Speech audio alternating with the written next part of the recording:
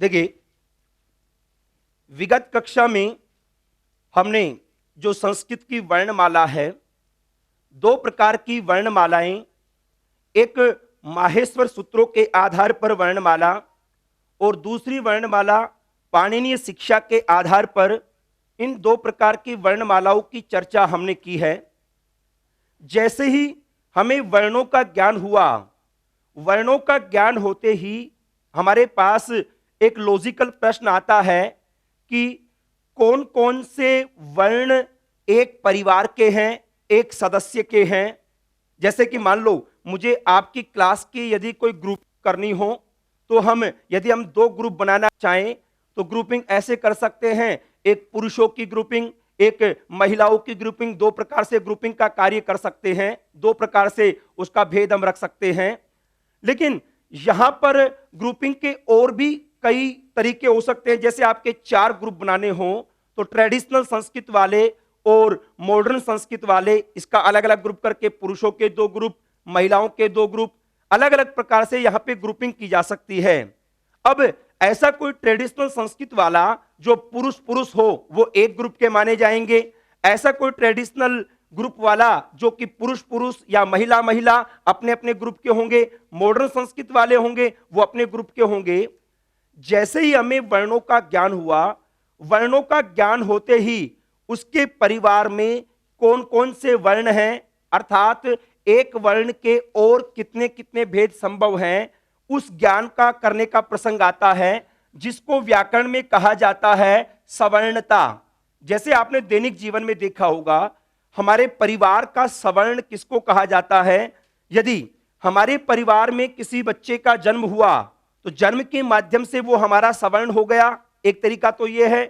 एक दूसरा तरीका है, जैसे मान लो किसी व्यक्ति का या किसी महिला का विवाह दूसरे परिवार में हुआ तो वो उस परिवार के सवर्ण हो गया। मतलब विवाह या जन्म के माध्यम से सवर्णता आ जाती है। सवर्णता का मतलब हुआ खुद के जैसा होना या खुद के परिवार का होना। उसी प्रकार से व्याकरण में जितने भी वर्ण हैं, उन वर्णों में से कौन कौन से वर्ण एक समुदाय के हैं, एक परिवार के हैं, उसका ज्ञान करने के लिए जो सवर्णता का शीर्षक आता है, इसके दो पैरामीटर हैं। एक तो है उच्चारण स्थान और एक है आभ्यंतर यत्न। ये दो पैरामीटर जिन जिन के आपस में मैच हो जाएं, अर्थात जिनमें ये दोनों चीज कॉमन हो, उनको आपस में हम एक ही परिवार का सदस्य कहेंगे।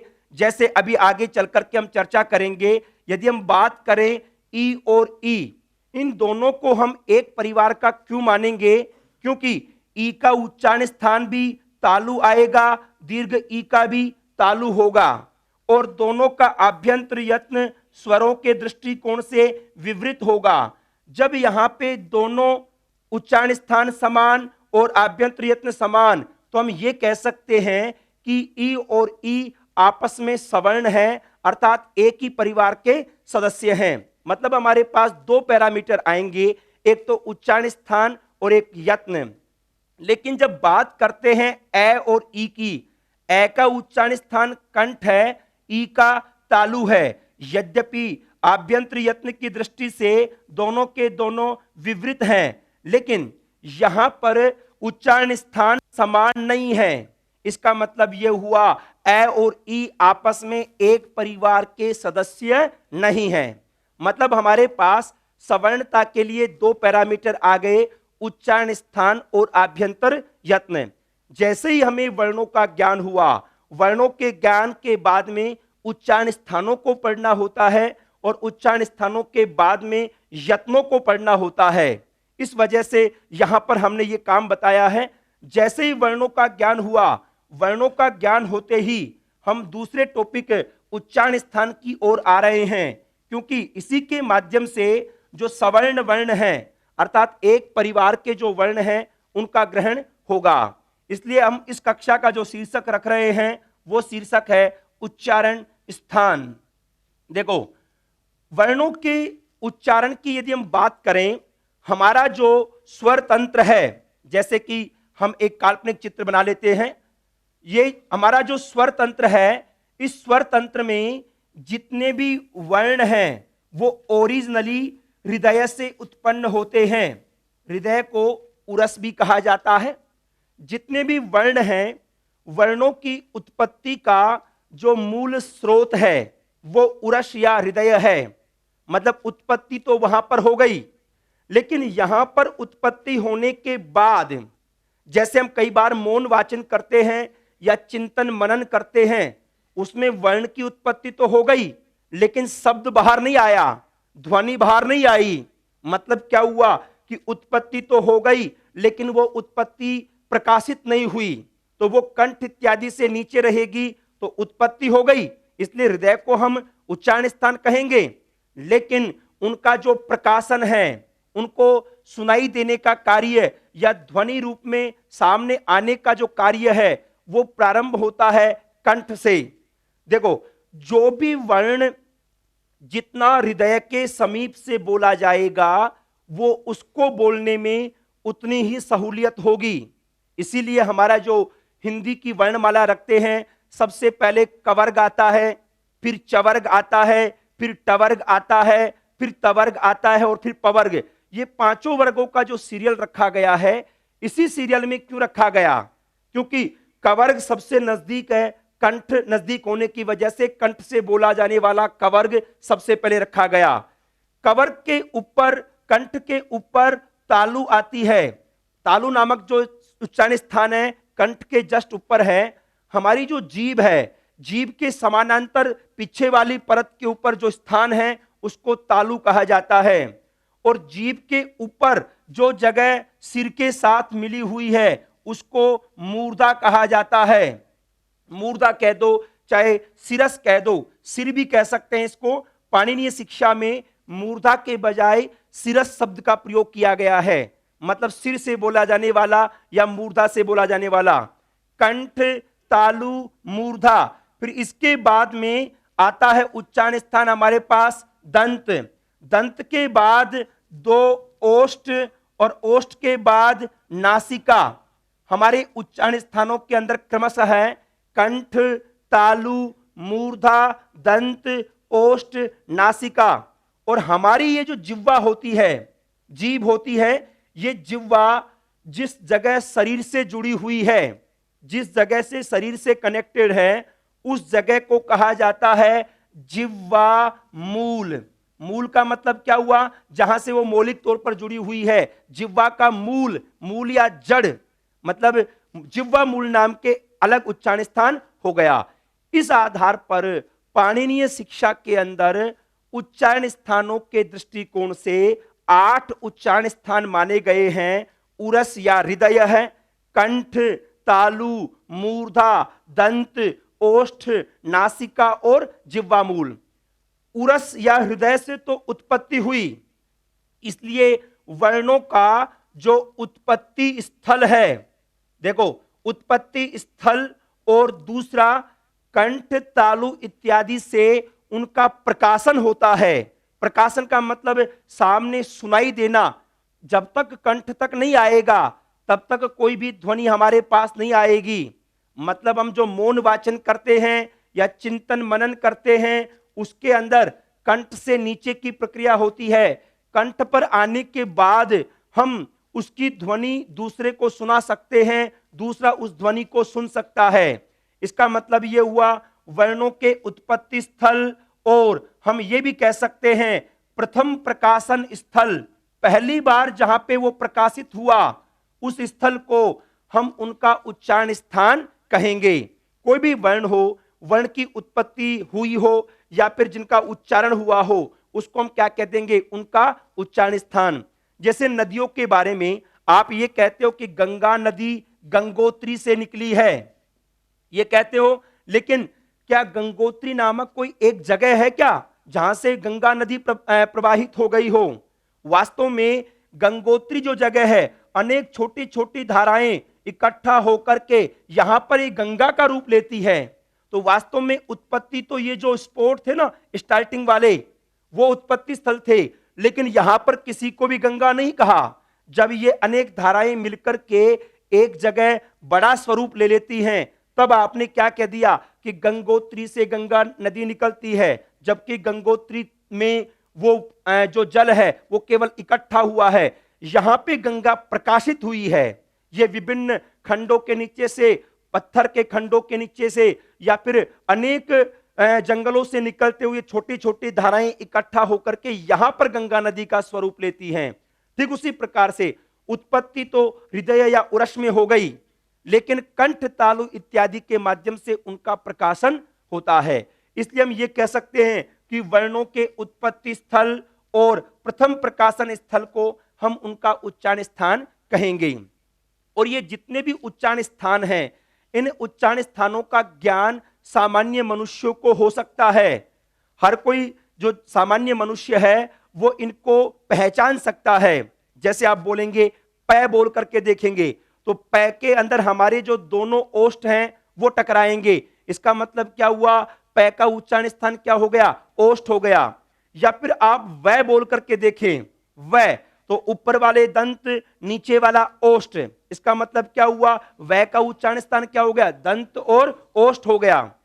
कोई भी वर्ण एक उच्चारण स्थान से भी बोला जा सकता है, और हो सकता है कि उसके उच्चारण में एक से अधिक उच्चारण स्थानों का भी सहयोग लेना पड़े। इस प्रकार से यहां पर वर्णों का जो भी उत्पत्ति स्थल होगा या प्रकाशन स्थल होगा उसको हम उच्चारण स्थान कहेंगे। और ये जितने भी उच्चारण स्थान हैं वो अनुभूति गम्य हैं। अनुभूति गम्य का मतलब यह हुआ, जो सामान्य मनुष्य है वो उनको पहचान सकता है, जान सकता है कि ये वर्ण कहां से बोला जा रहा है, किस रूप में बोला जा रहा है, इत्यादि प्रकार से। इसलिए अनुभूति गम्य माना गया है। सामान्य मनुष्य भी पहचान सकता है कि मैंने ये वर्ण कहां से बोला है। पाणिनीय शिक्षा में कुल मिलाकर के इन उच्चारण स्थानों की जो संख्या है वो 8 मानी गई है। लेकिन जैसे मैंने बताया, इन उच्चारण स्थानों का प्रयोग आपको सवर्णता में करना है। जैसे अभी आपको उदाहरण दिया मैंने ई और ई का, यहां पर हृदय का कोई योगदान नहीं है, क्योंकि हृदय तो सभी वर्णों का समान हो गया। हृदय के आधार पे तो कोई भेद है ही नहीं, सभी वर्ण ओरिजिनली हृदय से ही उत्पन्न हो रहे हैं। इसलिए सवर्णता के प्रसंग में हृदय का कोई योगदान नहीं होने की वजह से सवर्णता के दृष्टिकोण से उच्चारण स्थान केवल कितने काम आएंगे? 7 ही काम आएंगे। उरस या हृदय का प्रयोग नहीं होगा। जैसे मान लो अभी मैंने कहा कि आपकी मेरे को 2 ग्रुपिंग करनी हो, तो मैंने क्या आधार रखा? एक तो पुरुष और महिला लिंग का आधार रख लिया, या फिर ट्रेडिशनल या मॉडर्न संस्कृत उसका आधार रख लिया, या फिर कोई भी एग्जाम के 2 खंड के आधार पे हम आधार रख सकते हैं। अब मैं यदि ये कहूं कि आपकी 2 ग्रुपिंग कर लेते हैं, एक तरफ तो जिंदा जिंदा मनुष्य और एक तरफ मरे हुए मनुष्य, तो आप ये कहो कि सारे के सारे जिंदा हैं, उसके आधार पे ग्रुपिंग हो ही नहीं सकती। ठीक उसी प्रकार से हृदय तो सभी का उच्चारण स्थान है, इसके आधार पर कभी भी कोई भी भेद, किसी प्रकार का अंतर नहीं होता। इसलिए सवर्णता में केवल कंठ, तालु, मूर्धा, दंत, ओष्ठ, नासिका और जिह्वा मूल, इन्हीं का प्रयोग किया जाता है और किसी का प्रयोग नहीं होता। इस प्रकार से ये उत्पत्ति के जो स्थान हैं उनके बारे में हम सामान्य तौर पर प्रसंग रख सकते हैं। टॉपिक डाल लीजिएगा, उच्चारण स्थान। उच्चारण स्थान,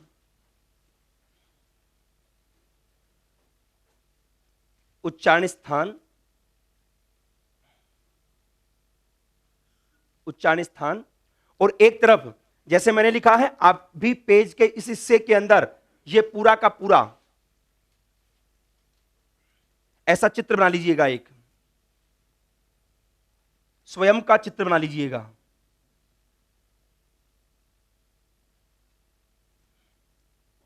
काल्पनिक चित्र बना लीजिएगा। ध्यान रखें चित्र मनुष्य का ही हो।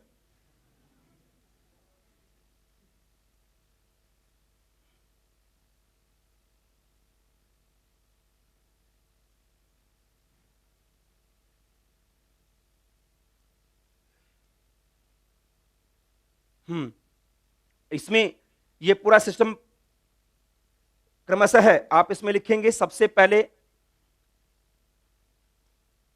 हृदय या उरस,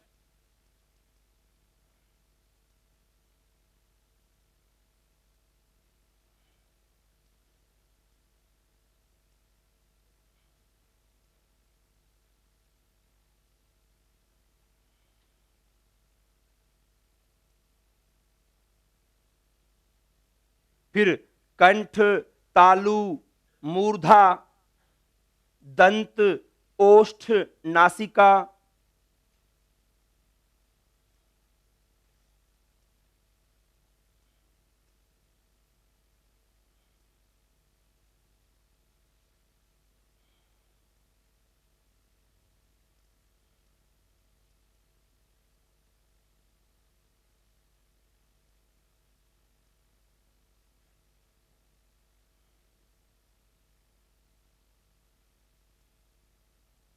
और जिह्वा मूल। बाकी तो सारे उधर लिखने, जिह्वा मूल को इस साइड में लिखना है।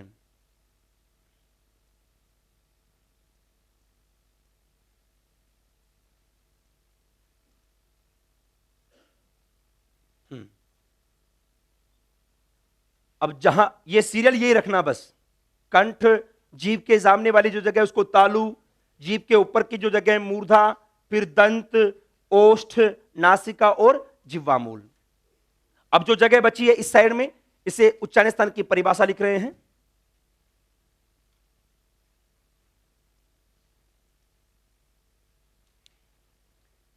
लिखो, वर्णों के वर्णों के वर्णों के उत्पत्ति स्थल, वर्णों के उत्पत्ति स्थल, वर्णों के उत्पत्ति स्थल या प्रथम प्रकाशन स्थल, वर्णों के उत्पत्ति स्थल या प्रथम प्रकाशन स्थल को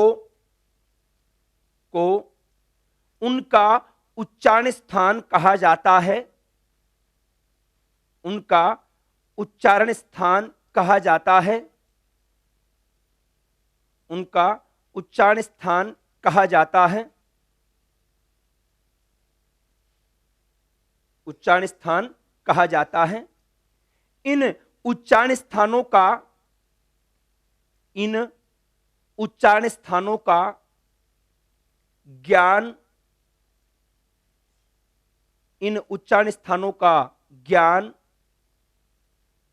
सामान्य मनुष्यों को हो जाता है, सामान्य मनुष्यों को हो जाता है। अतः सामान्य मनुष्यों को हो जाता है, अतः इन्हें अनुभूति गम्य, अनुभूति का मतलब हुआ अनुभव के माध्यम से जिनको जाना जा सके, अनुभूति गम्य, अतः इनको अनुभूति गम्य माना जाता है। अनुभूति गम्य मतलब जिसका अनुभव हो सके, जिसका ज्ञान सामान्य मनुष्यों को हो सके, उसको हम क्या कहेंगे? अनुभूति गम्य कहेंगे। ठीक है, नेक्स्ट पैरा से, नेक्स्ट लाइन से, पाणिनीय शिक्षा में, पाणिनीय शिक्षा में, पाणिनीय शिक्षा में 8 उच्चारण स्थान, 8 उच्चारण स्थान स्वीकार किए गए हैं। पाणिनीय शिक्षा में 8 उच्चारण स्थान स्वीकार किए गए हैं, स्वीकार किए गए हैं। ये उच्चारण स्थान हैं, ये उच्चारण स्थान हैं, और हैं के आगे डैश लगा के लिख लीजिएगा। नंबर 1 हृदय या उरस, हृदय या उरस। नंबर 2 कंठ, कंठ। नंबर 3 तालु। नंबर 4 मूर्धा, और मूर्धा के ब्रैकेट में लिख लीजिएगा सिरस, जिसको हम सिर कहते हैं ना संस्कृत के लिए, संस्कृत में उसका शब्द क्या आ गया? मूर्धा कह दो चाहे सिरस कह दो। नेक्स्ट दंत,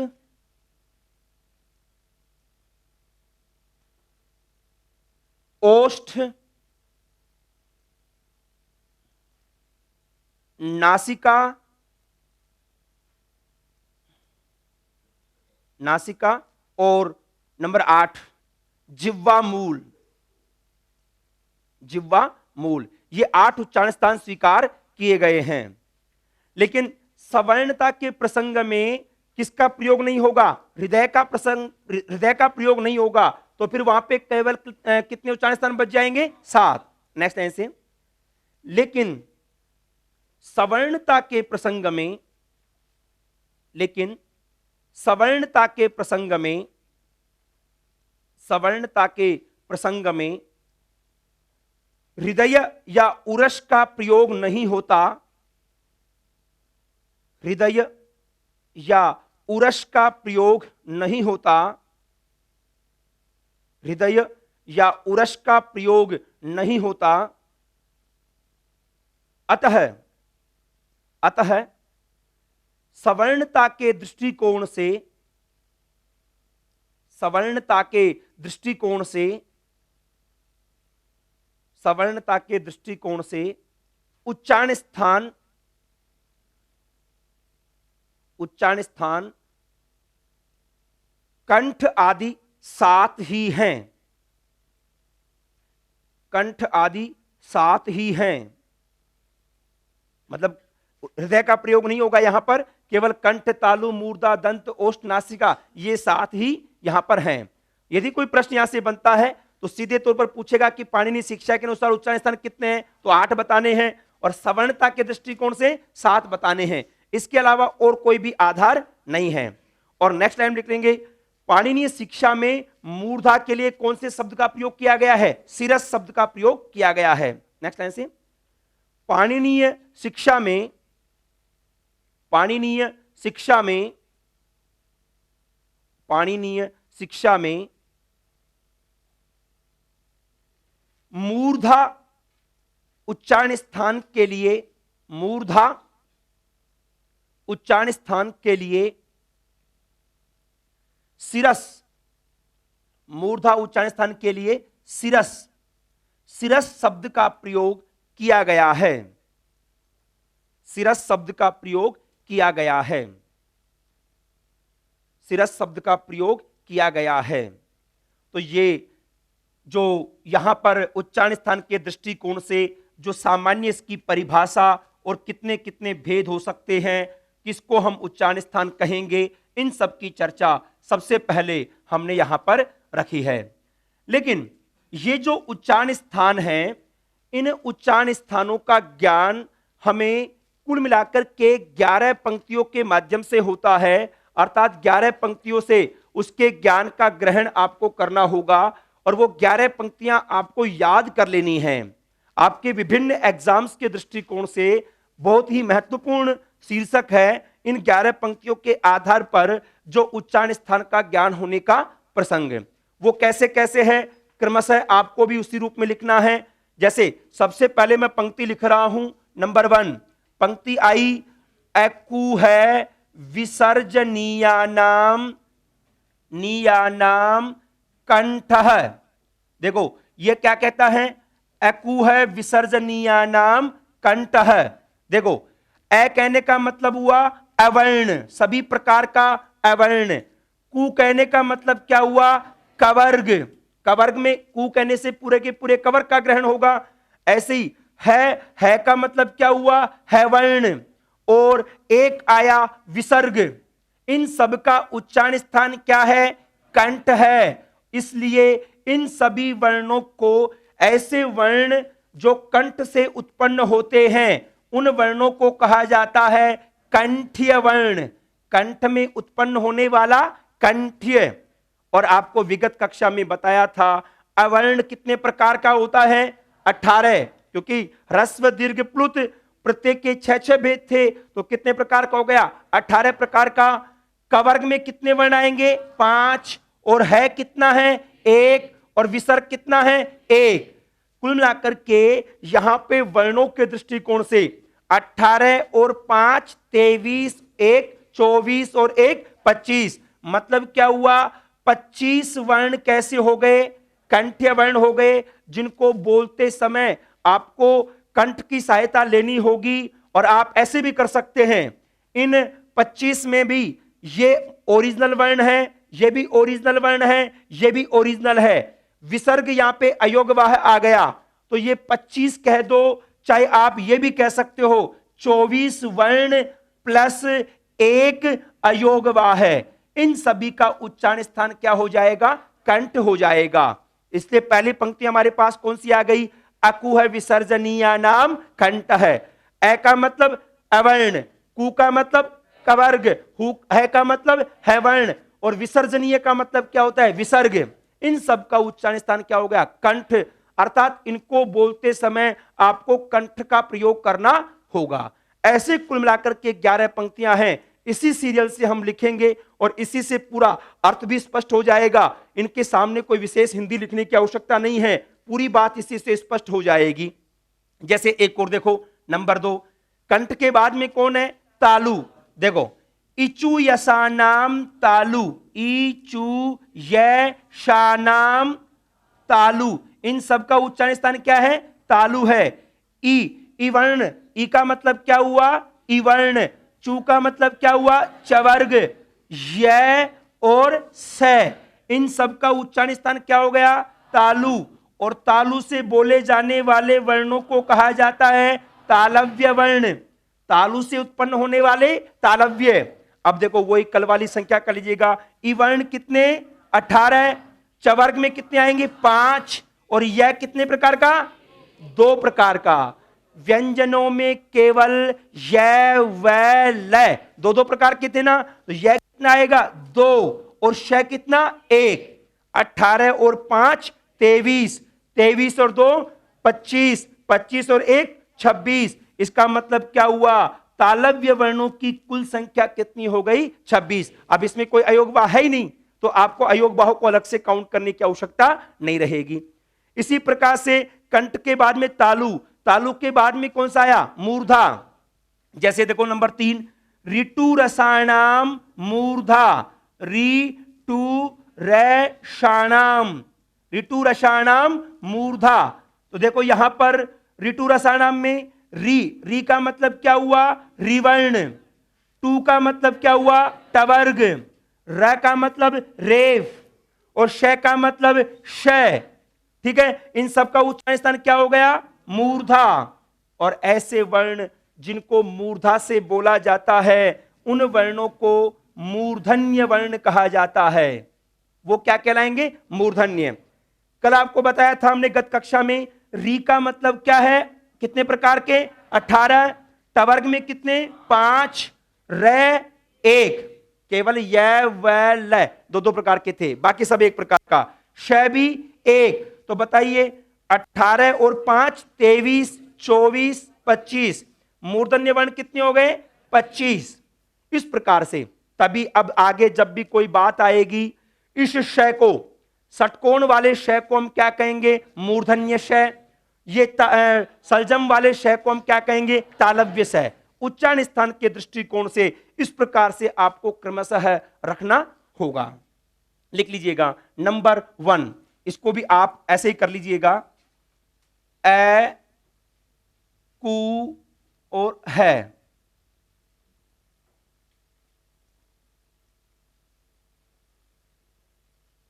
ग्यारह की 11 पंक्तियों को क्रमशः लिखेंगे और इसी रूप में लिखते रहें।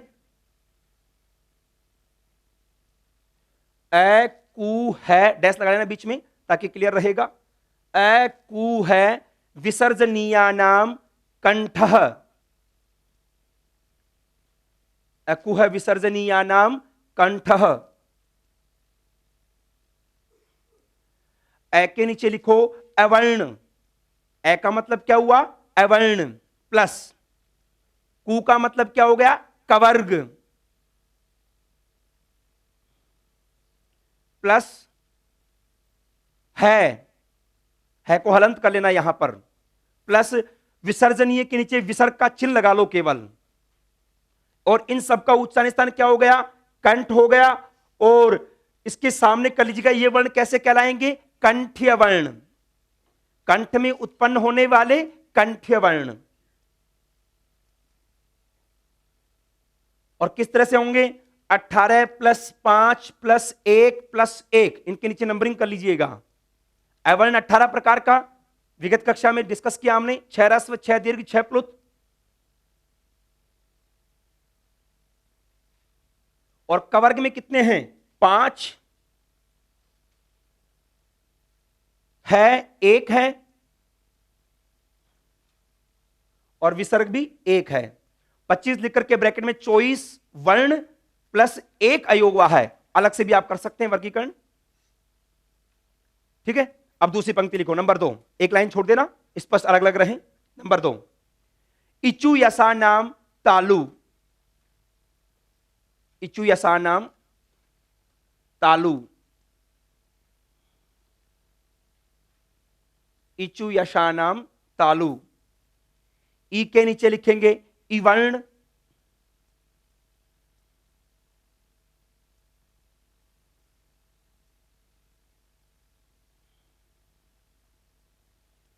टू के नीचे चवर्ग, य और शय। अब ये हलंत लिखेंगे यश है, क्योंकि मैंने बताया था कोई भी व्यंजन हो ओरिजिनली कैसा होगा, हलंत ही होता है। उसमें जो स्वर जोड़ा जाता है वो तो केवल उच्चारण के लिए जोड़ा जाएगा। ई चवर्ग य शय। अब इनके नीचे क्रमशः है 18 प्लस 5, य के नीचे कितना लिखेंगे? 2, क्योंकि य व ल दो प्रकार के थे। ओरिजिनल को अननुनासिक कहा था और चंद्र बिंदी वाले को अनुनासिक, दो प्रकार के थे ये।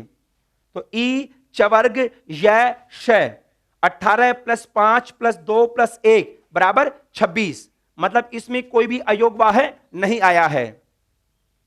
ऐसे नंबर 3 कर लीजिएगा, ऋतु रसाणाम मूर्धा,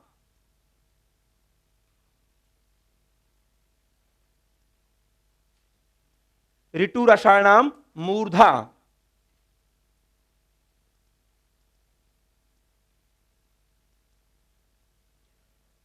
ऋतु रसाणाम मूर्धा।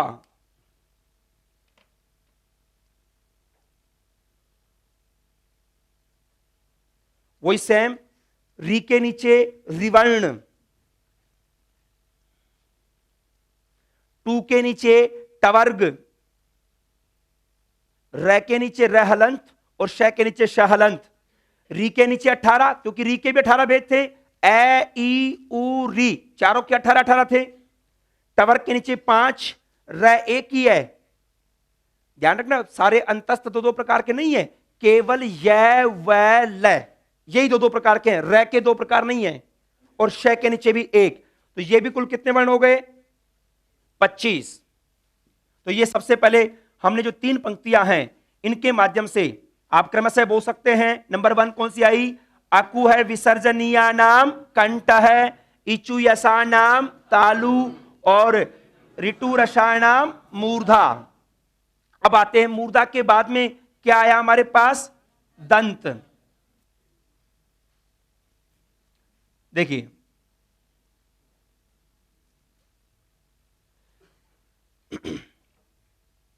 देखो नंबर 4, ली तू ले सानाम दंताह। देखो अभी तक हम जो रख रहे थे, देखो अक्व विसर्जनीय नाम कंठ है, कंठ एक ही होता है इसलिए एक वचन का प्रयोग किया। तालु, तालु भी एक वचन का था इसलिए एक ही प्रयोग किया हमने। मूर्धा भी एक ही होता है इसलिए एक वचन का प्रयोग किया। लेकिन इधर देखो, दंताह, राम है रामौ रामाह, दंत है दंतौ दंताह, बहुवचन का प्रयोग किया ना, क्योंकि दंत कोई एक नहीं है या 2 नहीं है बल्कि अनेक हैं, इस वजह से यहां पे बहुवचन का प्रयोग किया। अब वही ली का मतलब क्या हुआ? लिवर्ण। तू का मतलब क्या हुआ? तवर्ग। और ल का मतलब लवर्ण और स का मतलब स। इन सभी का उच्चारण स्थान क्या है? दंत। इसलिए इन सभी वर्णों को हम क्या कहेंगे? दंत्य वर्ण। दंत में उत्पन्न होने वाले वर्ण दंत्य वर्ण। और वही कल बताया था आपको, ली वर्ण कितने होते हैं? 12 है। तवर्ग में कितने? 5। ल कितना? 2। स कितना? 1। 12 और 5 17, 17 और 2 19, 19 और 1 20। कुल मिलाकर के दंत्य वर्णों की संख्या कितनी हो गई? 20 हो गई। ऐसे क्रमशः आप पंक्ति से लिखते रहें। नंबर 4, ऋतुलसानाम दंताः, ऋतुलसानाम दंताः।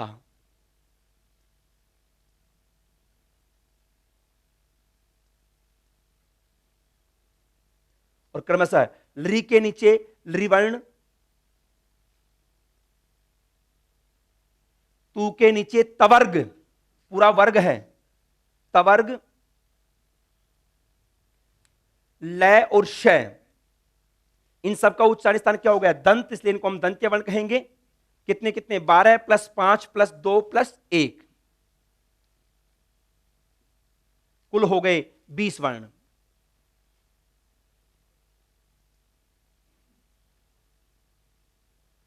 ठीक है, अब आते हैं 5वें प्रसंग में। कौन है? ओष्ठ।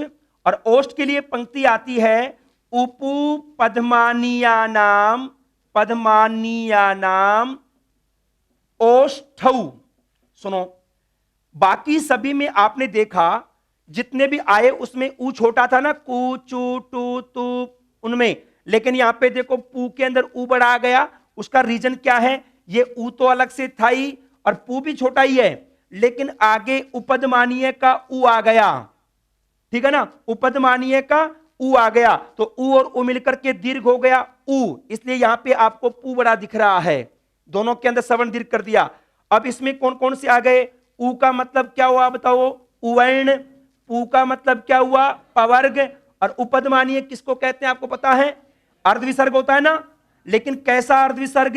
पै या फै से पहले वाला अर्धविसर्ग उपदमानीय कहलाएगा। इन सभी वर्णों का उच्चारण स्थान क्या हुआ? ओष्ठ हुआ। और ये भी देखो आप, यहां पे आया है ओष्ठौ, नियानाम ओष्ठौ। ओष्ठव कहां का है? द्विवचन का है, क्योंकि हमारे उच्चारण स्थानों में जो ओष्ठ हैं वो कितने हैं? 2। अकेले ओष्ठ से नहीं बोले जा सकते। जैसे आप बोल के देखो, ऊ बोलना हो, ऊ हमारे ओष्ठ का एक विशेष आकार हुआ। पवर्ग बोल के देख सकते हो, पै, फै, बै, भै, मैं, सबके अंदर दोनों ओष्ठ टकरा रहे हैं। यदि एक भी ओष्ठ नहीं हो तो इनको नहीं बोला जा सकता। अब उवर्ण में कितने हैं बताइए? उ कितने प्रकार का? 18। पवर्ग में 5 और जिह्वा मूलीय उपदमानीय तो एक ही है ना। 18 और 5 23 और 1 24। तो हम ये कह सकते हैं जो ओष्ठ्य वर्ण हैं उन ओष्ठ्य वर्णों की संख्या कुल मिला के कितनी हो गई? 24 हो गई, जिसमें वही पहले की तरह 23 तो मौलिक वर्ण हो गए और 1 अयोगवाह हो गया, क्योंकि जिह्वा मूलीय उपदमानीय को भी अयोगवाह माना गया है। यहां पे उपदमानीय है, इस वजह से ये 23 + 1 हमने यहां पर कर दिया है। लिख लीजिएगा ऐसे कैसे? उपपद्मानीया नाम ओष्ठौ, उपपद्मानीया नाम ओष्ठौ।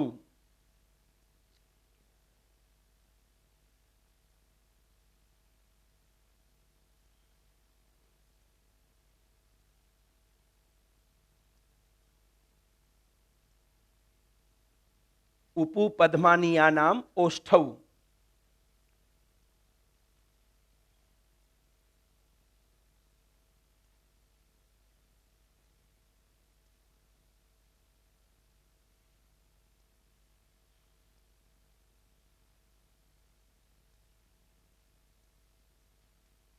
ठीक है, वही सेम पहले की तरह उवर्ण, पवर्ग और अर्धविसर्ग का चिन्ह बना करके आगे पैफै लिख लो ताकि क्लियर रहे।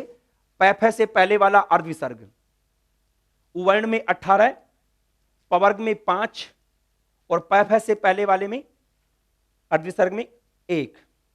तो ये कुल मिलाकर के 24 वर्ण हो गए, जिसको 23 वर्ण और 1 अयोगवाह के रूप में विभाजित किया जा सकता है। हमारे सबसे ज्यादा जो वर्ण हैं वो वर्ण इन 5 पंक्तियों के माध्यम से बोले जाते हैं। अब देखो आप, ये जो स है ना स्लेट वाला, इस स को आप क्या कहेंगे? दंत्य स। तीनों प्रकार का स अलग हो गया। षटकोण वाला जो श है, अब इसको आगे हम मूर्धन्य स कहेंगे। सलजम वाला जो श है उसको हम आगे तालव्य श कहेंगे, और स्लेट वाला जो श है उसको आगे हम दंत्य स कहेंगे। मतलब उच्चारण स्थान के दृष्टिकोण से ही उनका नामकरण किया गया है। अब आप देख सकते हो पांचों पंक्तियों में ए आ गया, ए ई उ री री, जो पांचों मौलिक स्वर हैं वो आ गए। कवर्ग, चवर्ग, टवर्ग, तवर्ग, पवर्ग, पांचों के पांचों वर्ग आ गए। इसी प्रकार से श श श, तीनों प्रकार के श श श आ गए। और य व र ल में से व नहीं आया, बाकी सब आ गए। मतलब हमारे पास कौन कौन बच गए? ए ओ ऐ औ संयुक्त स्वर बच गए, और व्यंजनों के दृष्टिकोण से वह बच गया, और अनुस्वार और जिह्वा मूल बच गए। बाकी ज्यादातर वर्णों की काउंटिंग इन्हीं के माध्यम से हो जाती है। मैं आपको बता रहा था, जो भी वर्ण हृदय के जितने समीप से बोला जाएगा उसको बोलने में उतनी ही सहूलियत रहेगी। इसलिए आप ये भी देख सकते हैं, सबसे नजदीक कंठ है ना, तो सबसे पहले हमने कवर्ग रखा, तो आप क्रमशः याद रख सकते हैं कु, चु, टू, तू, पू। 25 को तो आप ऐसे भी याद रख सकते हैं, कु, चु, टू, तू, पू, इसी सीरियल से रखे गए हैं। सबसे पहले कवर्ग, फिर चवर्ग, फिर टवर्ग, फिर तवर्ग और फिर पवर्ग, क्रमशः पांचों वर्गों में। मतलब 25 वर्णों का उच्चारण स्थान, तो आप यदि वो सीरियल याद रख लो उच्चारण स्थानों का, तो उसी से क्लियर कर सकते हो, उनको रटने की भी कोई विशेष आवश्यकता नहीं बचती। तो ये 5 पंक्तियों के माध्यम से जो ज्यादा से ज्यादा विषय थे उनको हमने कवर किया। अब आते हैं आगामी पंक्तियों की ओर। नंबर 6 देखो, नंबर 6 क्या कहा गया? य, मैं, न, ण, नानाम, नासिका च, नासिका च। देखो ये क्या कहता है?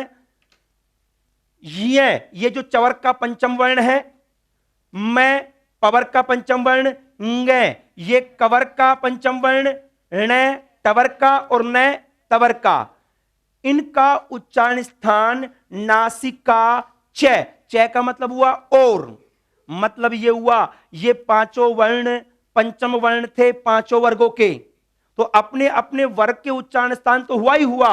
जैसे मान लो सबसे पहले बात करें यह की, अब यह है ना, यह का अपने उच्चारण स्थान के दृष्टिकोण से जो ये यह वर्ण है, ये उच्चारण स्थान का चवर का है, तो चवर के अनुसार इनका उच्चारण स्थान इचु यसा नाम तालु, ये तालु तो हुआ ही हुआ, साथ में नासिका च, इसका उच्चारण स्थान क्या हो जाएगा? नासिका भी हो जाएगा। मतलब ये जो आपके जितने भी पांचों के पांचों वर्ण हैं, इनके आपके दो दो उच्चारण स्थान हो जाएंगे। यह का अपने वर्ग के अनुसार तालु हुआ, तालु के साथ में नासिका, कुल मिलाकर के दो दो उच्चारण स्थान इनके हो जाएंगे। ऐसे देखो मैं पवर का है, पवर के अकॉर्डिंग कौन सा हो जाएगा? ओष्ठ, और ओष्ठ के साथ में क्या हो जाएगा? नासिका। मतलब ये हुआ, इसको बोलते समय आपको दोनों उच्चारण स्थानों का, इनको भी दो उच्चारण स्थानों का। ऐसे इंग कवर का है ना, कवर के दृष्टिकोण से क्या हुआ? कंठ, और साथ में क्या हो जाएगा? नासिका। और ऐसे ही आया हमारे पास ण टवर का है, ऋतु रसायणाम मूर्धा, तो मूर्धा तो हो ही जाएगा, साथ में नासिका।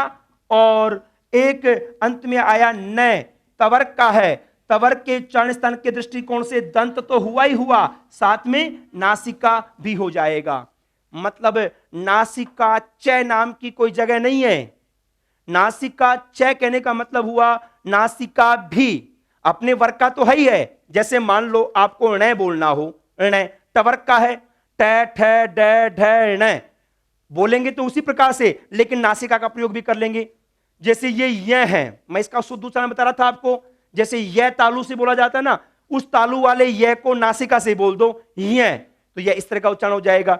ये जैसे क ख ग बोलते ना, ग के उच्चारण को आप नासिका से बोल दो ग, तो वो क्या हो जाएगा? इस तरह का हो जाएगा। तो ये पांचों वर्गों के पंचम पंचम वर्णों के दो दो उच्चारण स्थान हो गए। कौन कौन से वर्ण आ गए? य, मैं, ङ, ण और न। यह एक, मैं एक, ङ एक, ण एक, सारे एक एक है ना, और न भी एक। इसका मतलब ये कुल कितने वर्ण हो गए? 5। लेकिन इसके ब्रैकेट में हमने नासिक के वर्ण नहीं लिखा, क्योंकि ये केवल नासिका से बोले जाते ना, जब तो नासिक के वर्ण कह देते हैं, लेकिन ये नासिका के साथ तालु से बोला जा रहा है। हमारे शरीर में ऐसी कोई जगह नहीं है जिसमें तालु और नासिका एक जगह मिल रहे हों। देखो तालु कहां पर है और नासिका कहां पर है। कंठ नासिका संभव नहीं, मूर्धा नासिका संभव नहीं। मतलब हमारे शरीर में इस तरह का कोई उच्चारण स्थान नहीं है कि जो एक जगह मिला हुआ हो। कई लोग इनको काउंट करके उच्चारण स्थानों की संख्या बढ़ा देते हैं। वो कहते हैं कि वो 7 तो है ही हैं, साथ में ये 5 अलग आ गए, दंत नासिका, मूर्ध नासिका, कंठ नासिका, ओष्ठ नासिका, जबकि इस तरह की कोई जगह हमारे शरीर के अंदर नहीं है। इसीलिए हमने जो कंठ्य, तालव्य, मूर्धन्य इत्यादि में जो प्रत्यय किया था ना, इनके दौरान नहीं कर रहे। यहां पर ब्रैकेट में हम नासिक के वर्ण नहीं लिख रहे। ठीक है, नंबर 6 डाल लीजिएगा, यमंगणना नाम नासिका च।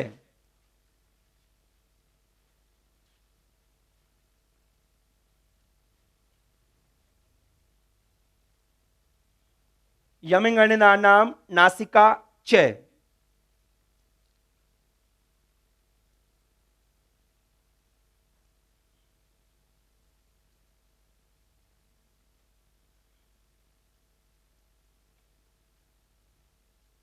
ठीक है, और ऐसे कर लीजिएगा, य मैं न 1 + 1 + 1 + 1 और बराबर 5 लिख लो केवल, और फिर नीचे लिखेंगे। मतलब इनका अपने अपने वर्ग के अनुसार तो उच्चारण स्थान होगा ही होगा, साथ में नासिक का उच्चारण स्थान भी होगा। ऐसे पांचों को लिख लीजिएगा एक बार।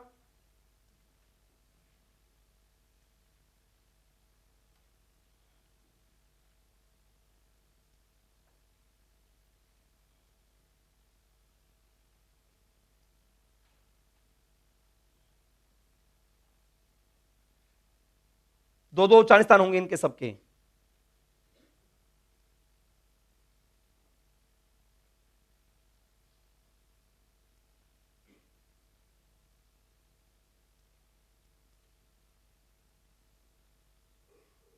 और दोनों को एक साथ तालु प्लस नासिका, अकेले तालु से नहीं, अकेले नासिका से नहीं, दोनों को एक साथ बोलेंगे तो यह बोला जाएगा। ऐसे ही सभी पांचों के पांचों वर्णों का समझना चाहिए।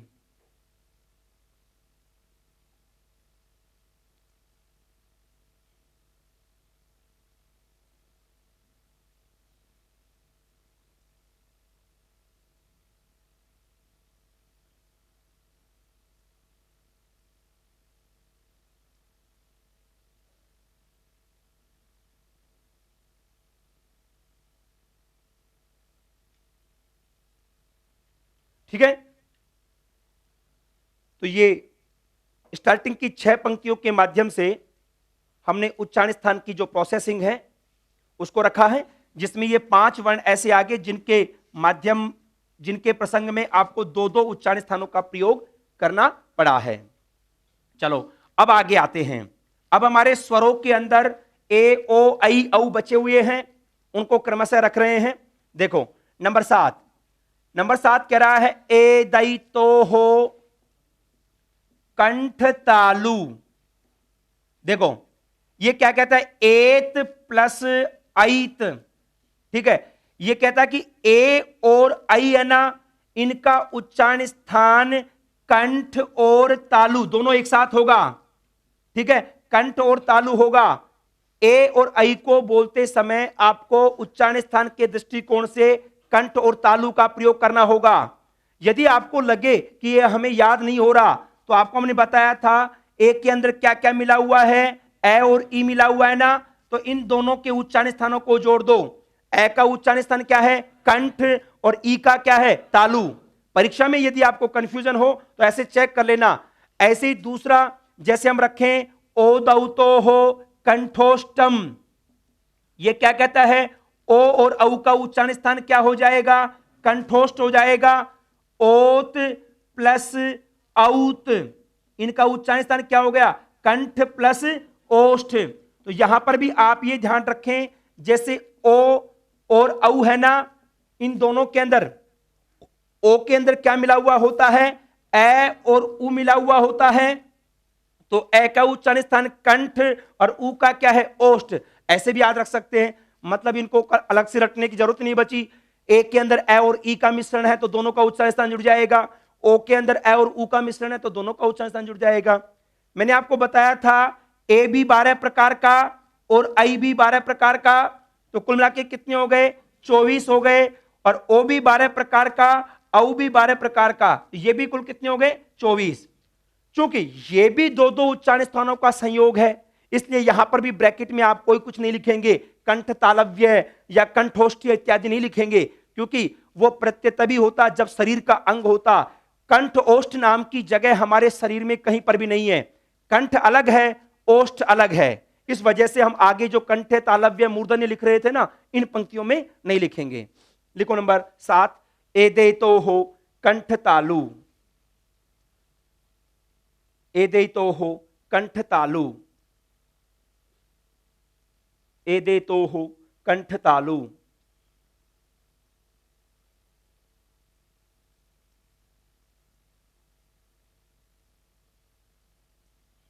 ऐसे टुकड़ा कर लीजिएगा, एथ प्लस आइथ, एथ प्लस आइथ, और आगे कंठ प्लस तालु, और ए प्लस ई कर लो ताकि क्लियर रहे आपको। ए और ई का उच्चारण स्थान क्या हो गया? क्रमशः कंठ और तालु है, तो ए और आई का क्या हो जाएगा? कंठ तालु हो जाएगा। तो कितने हो गए? 12 प्लस 12 बराबर 24।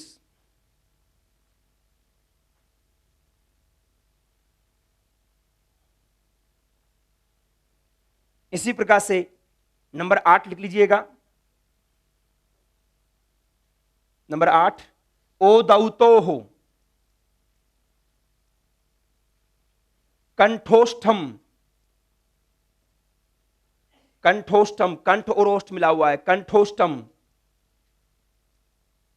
और ठीक इसी प्रकार से ओत प्लस औथ,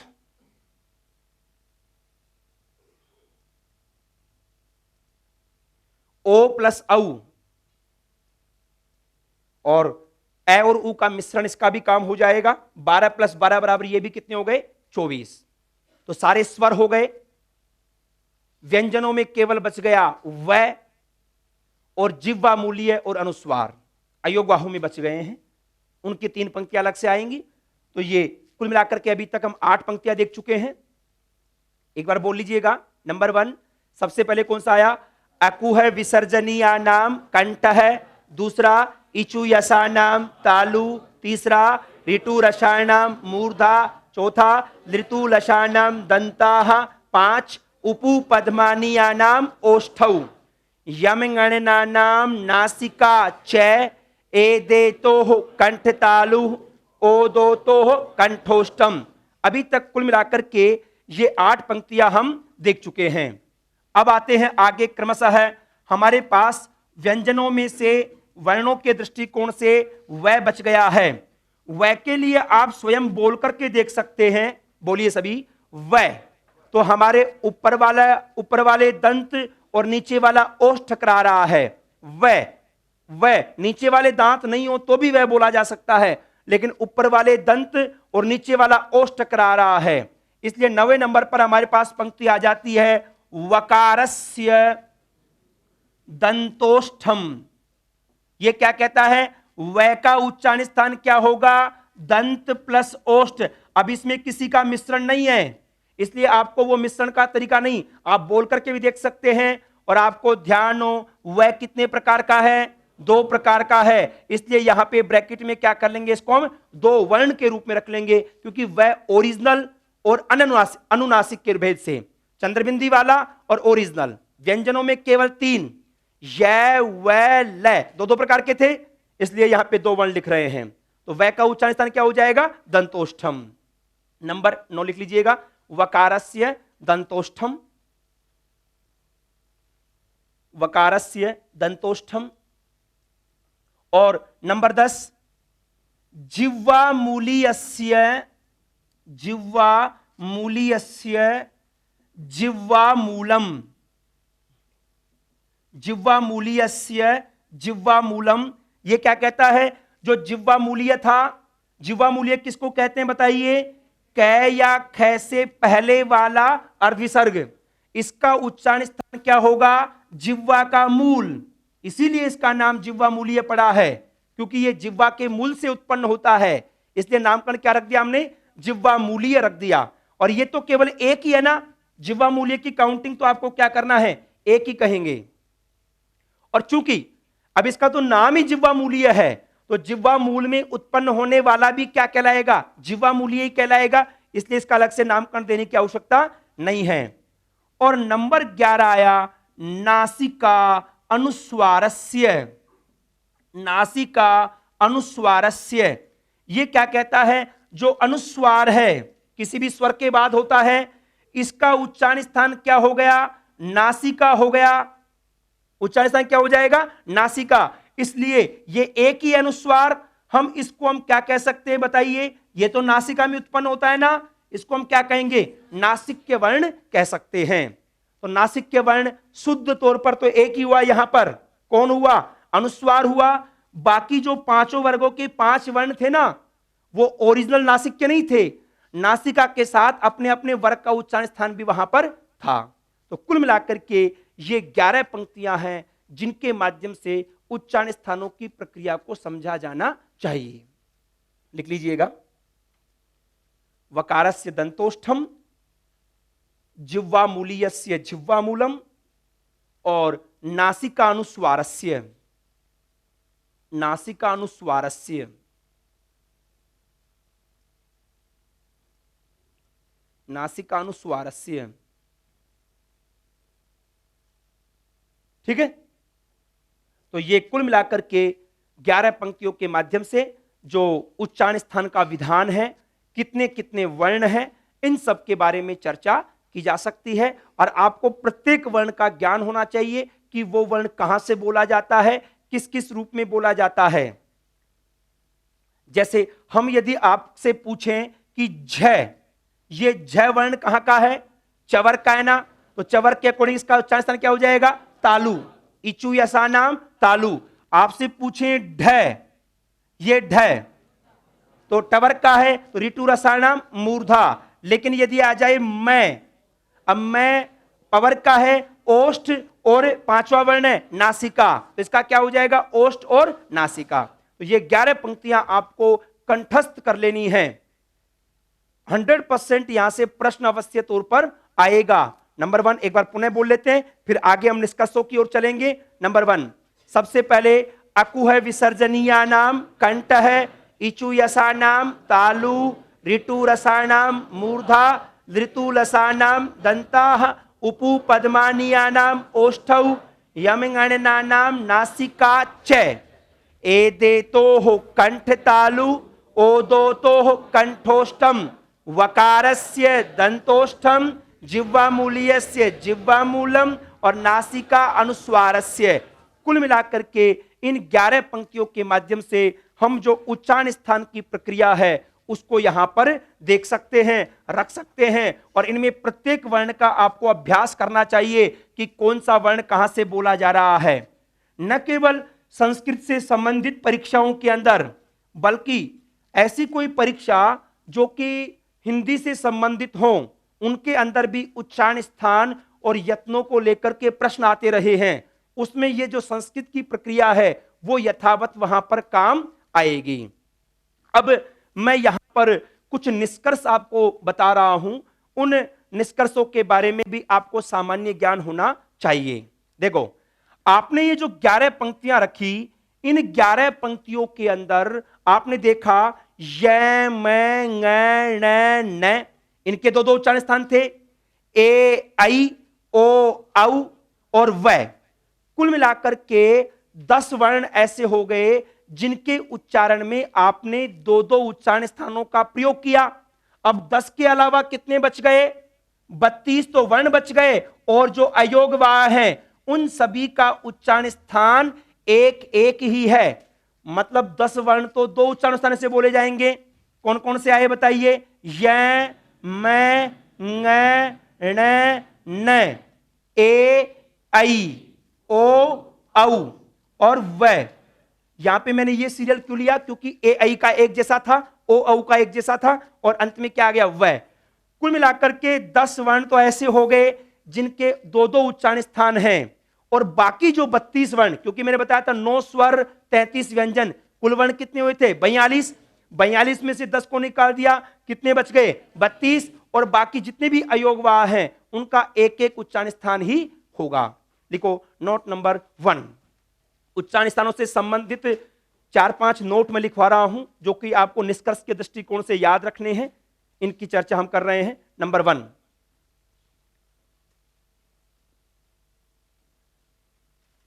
देखो कुल 10 वर्णों के उच्चारण में, कुल 10 वर्णों के उच्चारण में, कुल 10 वर्णों के उच्चारण में दो दो उच्चारण स्थानों का, दो दो उच्चारण स्थानों का प्रयोग किया जाता है,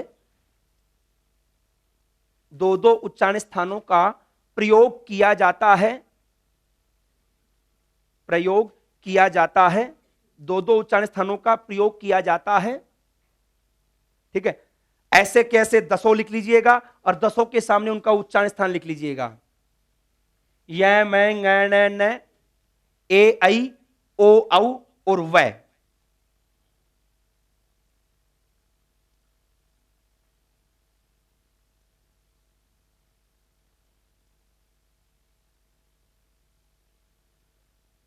सबसे पहले कौन है, यह है ना, यह का उच्चारण स्थान क्या होगा, चवर का है, तो इचु यसा नाम तालु प्लस नासिका। मैं पवर का है तो क्या हो जाएगा, ओष्ठ प्लस नासिका। ङ कवर का है तो कंठ प्लस नासिका। ण टवर का है तो टू रसाणाम मूर्धा, मूर्धा प्लस नासिका। न तवर का है तो दंत प्लस नासिका। 5 तो वो हो गए, 5वें वाले। और ए और आई का क्या है, ए और ई का मिश्रण है ना, तो कंठ और तालु। और आई का भी क्या आ जाएगा, कंठ और तालु, दोनों का समान है। और ओ का कंठ और ओष्ठ, और औ का भी कंठ और ओष्ठ। और वै का क्या हुआ, दंत और ओष्ठ।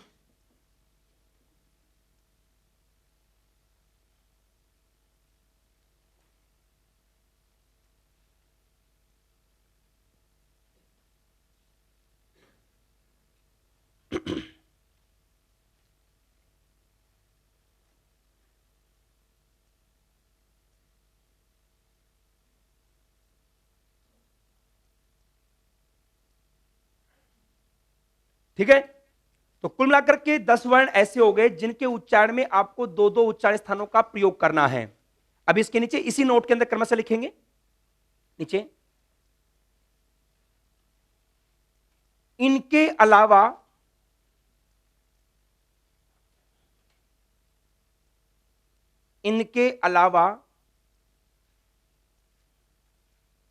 इनको लिख लो एक बार अच्छे से।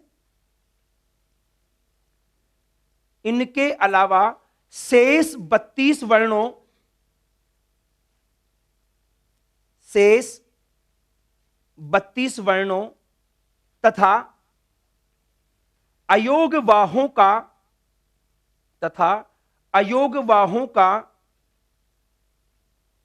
एक एक ही उच्चारण स्थान होता है, एक एक ही उच्चारण स्थान होता है। मतलब ये 10 के आपको दो दो बताने हैं और बाकी सभी इनके अलावा बच गए ना, 42 में से 32 बच गए।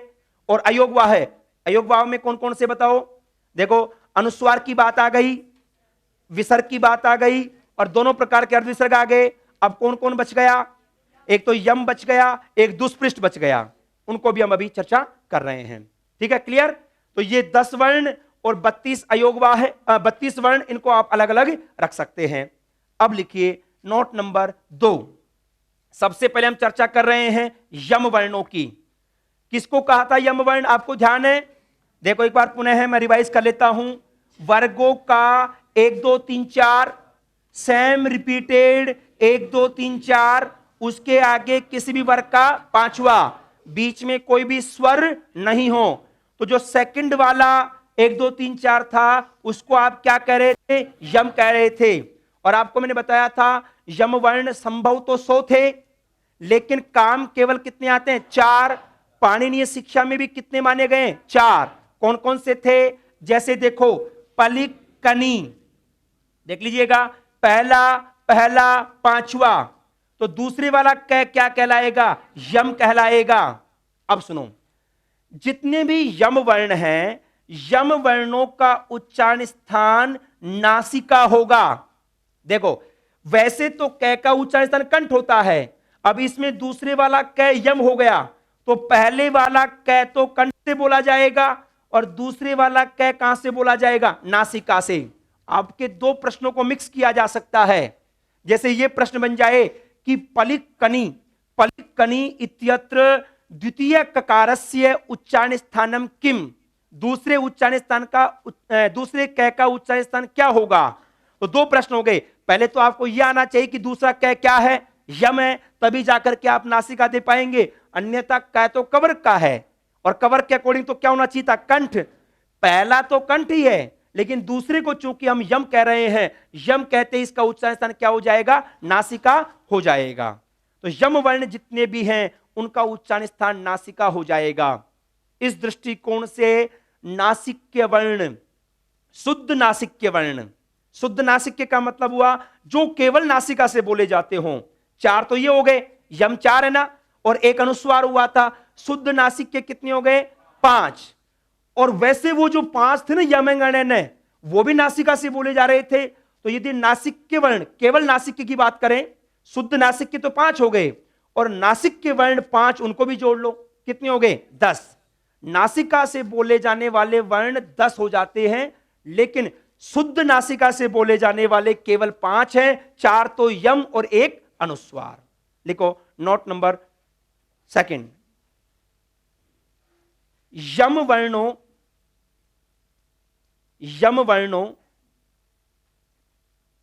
वर्णों का उच्चारण स्थान, यम वर्णों का उच्चारण स्थान नासिका है। यम वर्णों का उच्चारण स्थान नासिका है। अर्थात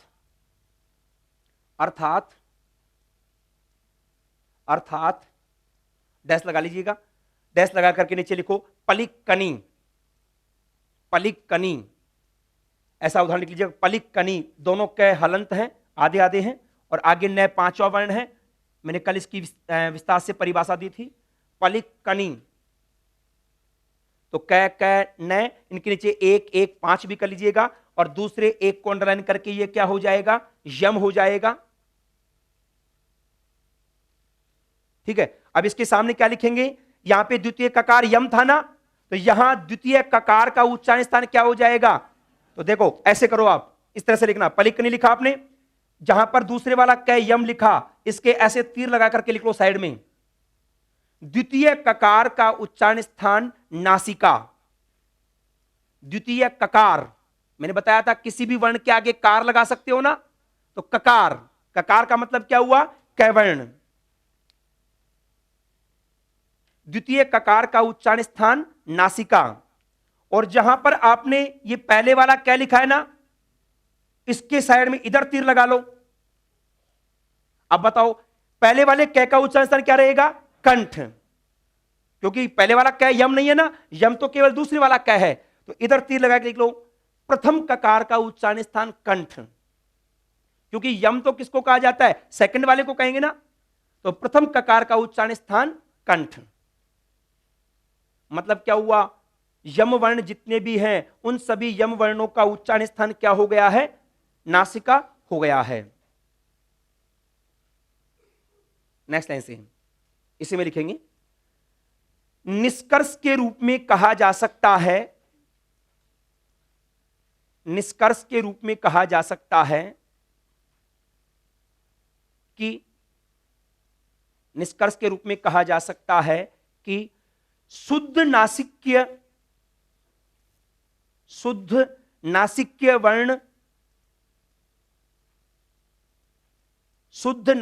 वर्ण 5 हैं, 5 हैं। और ब्रैकेट में कर लीजिएगा कौन कौन से, 4 यम प्लस 1 अनुस्वार। 5 कौन कौन से हुए, शुद्ध नासिक्य। मैं फिर बता दूं, शुद्ध नासिक्य का मतलब क्या हुआ, जो केवल नासिका से बोले जा रहे हो और कोई नहीं आ रहा। तो अनुस्वार में भी केवल नासिका था और यम के अंदर भी केवल नासिका था, तो ब्रैकेट में क्या लिख लेंगे, 4 यम प्लस 1 अनुस्वार। तो ये शुद्ध नासिक्य कितने हो गए, 5।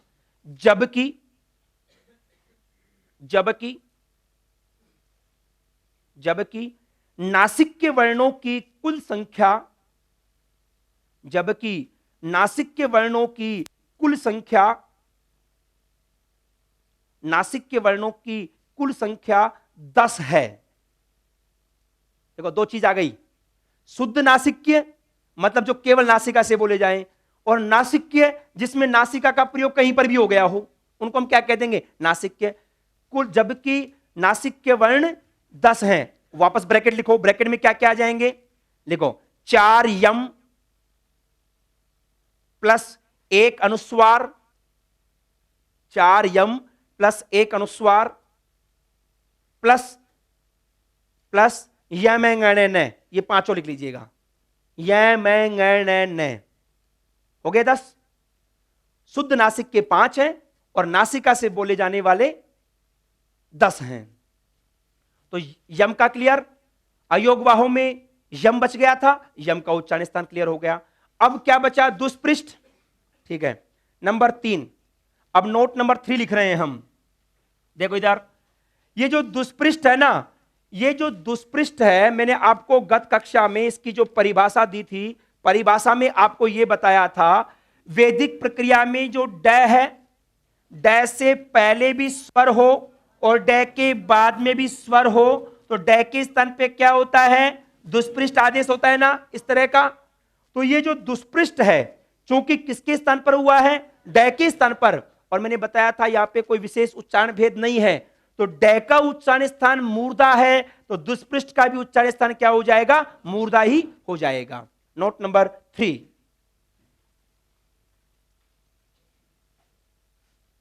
वैदिक प्रक्रिया में दो स्वरों के बीच स्थित,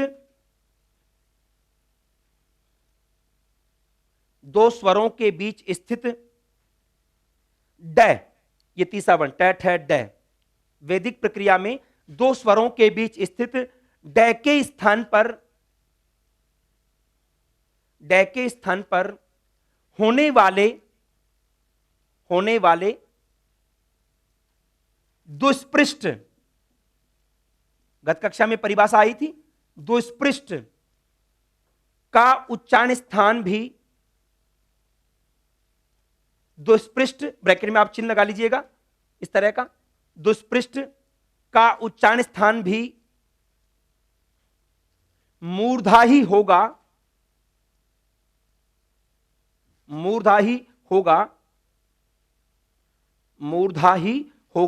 क्योंकि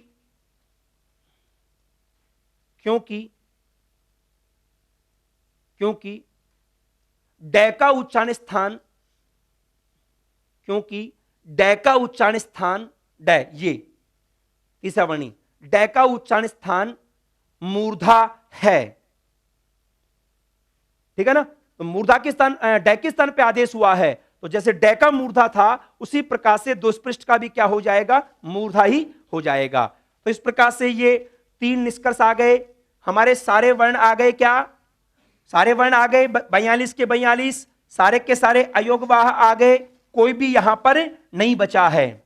लेकिन यहां पर मैं 2 बातें और विशेष बता रहा हूं, उच्चारण स्थान के दृष्टिकोण से आपको याद रखना होगा। कौन कौन से 2 प्रसंग, सुनिए। नोट नंबर 4 लिखेंगे।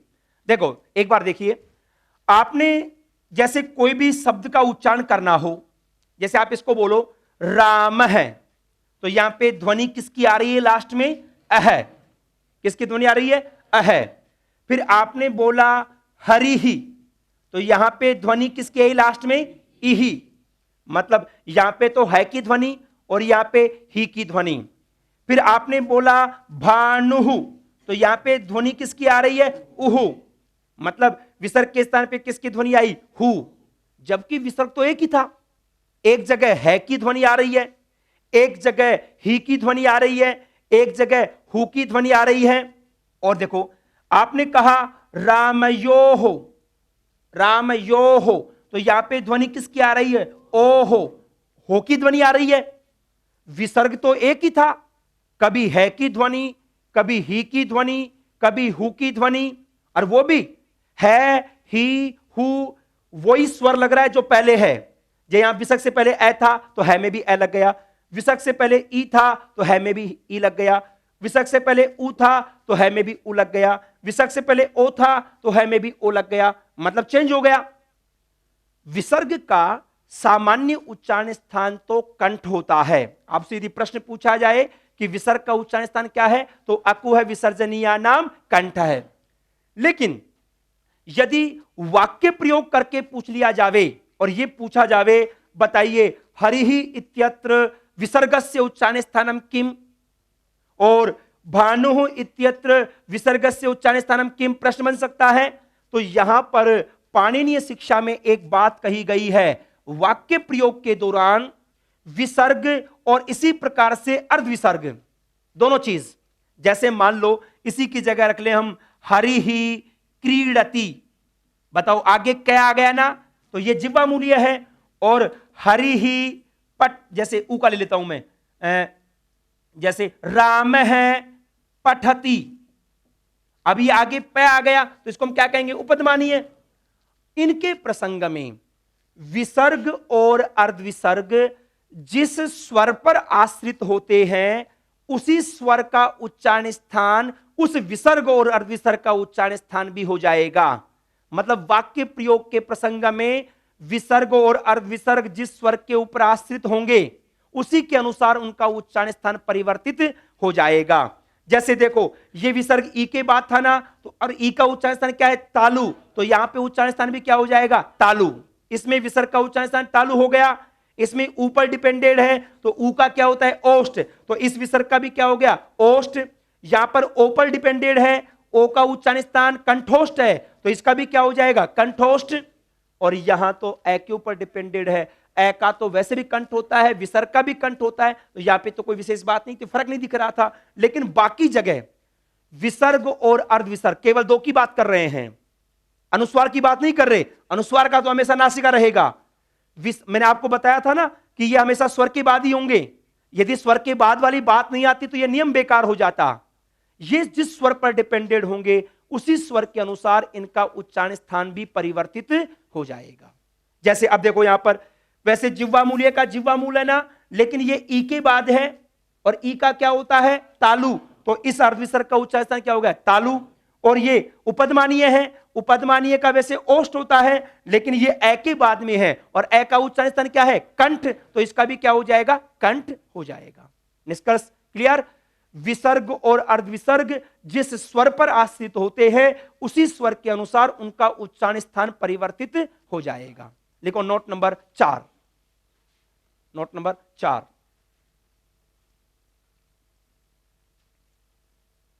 लिखो विसर्ग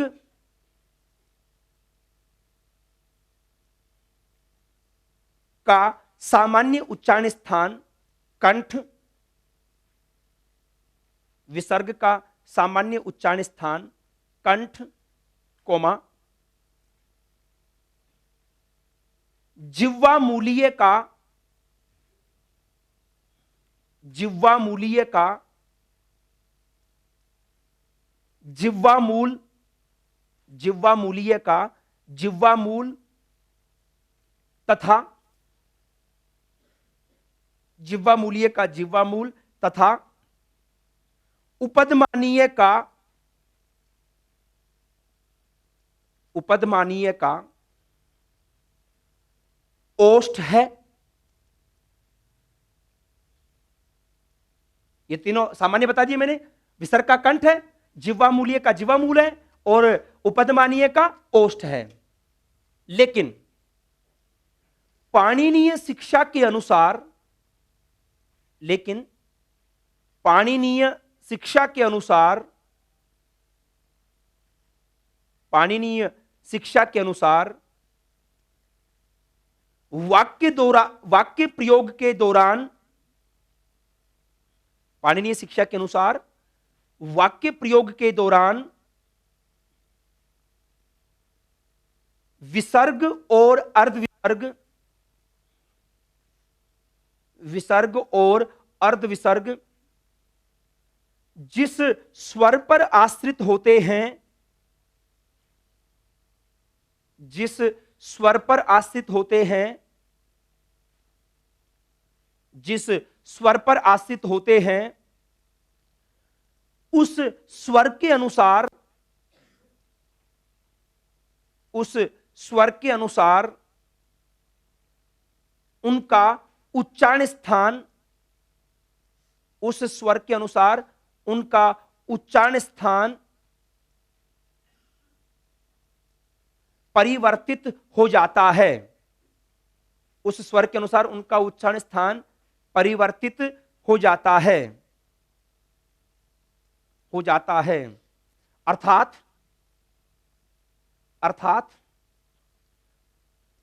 जो उच्चारण स्थान स्वर का होगा, जो उच्चारण स्थान स्वर का होगा, वो ही उच्चारण स्थान, अर्थात जो उच्चारण स्थान स्वर का होगा वो ही उच्चारण स्थान, वो ही उच्चारण स्थान विसर्ग या अर्धविसर्ग का होगा, विसर्ग या अर्धविसर्ग का होगा।